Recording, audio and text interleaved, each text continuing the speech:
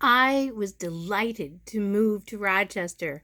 For the first time, everything I owned would all be in one place. I traveled in a broken U-Haul, minus air conditioning, and 3 cats.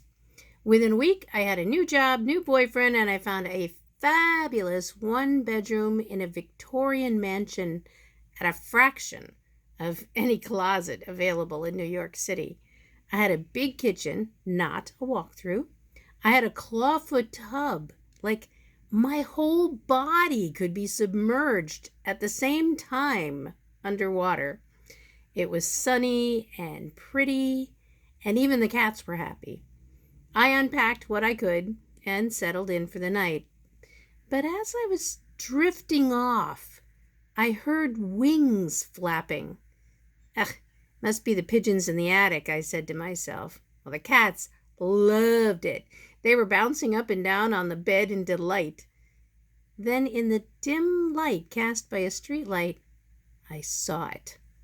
The leathery wings of a bat flapped in a circle just above my bed. I dove under the covers and slid out of the side of my bed and crawled to the door, the cats following, thinking this was a wonderful game. We all got out of the bedroom alive. I hadn't even been in Rochester for more than a few hours.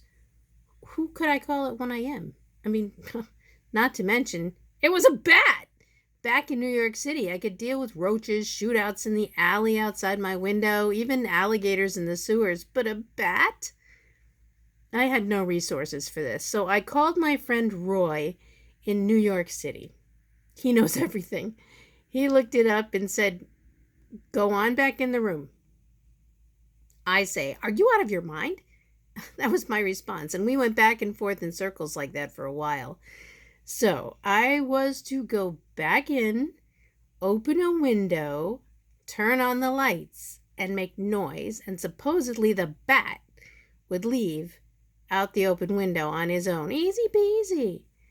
So I got a towel for my head and put a baseball cap over that, my new broom from Walmart, and finagled around. The cats were just full of suggestions, ideas, and an outrageous willingness to help. I peeked in, and there it was, hanging upside down on the curtain rod. I went to the other window, took off the curtain, opened the window and the screen. Thought of that one myself. Then the bat got wind of me and flung itself around the room. I whacked at it wildly with my broom, and finally it threw itself on my bed, spread eagle. I asked it, "Is this what you do before you kill me?" But there was no response. The next steps were supposedly to turn on the lights and make noise.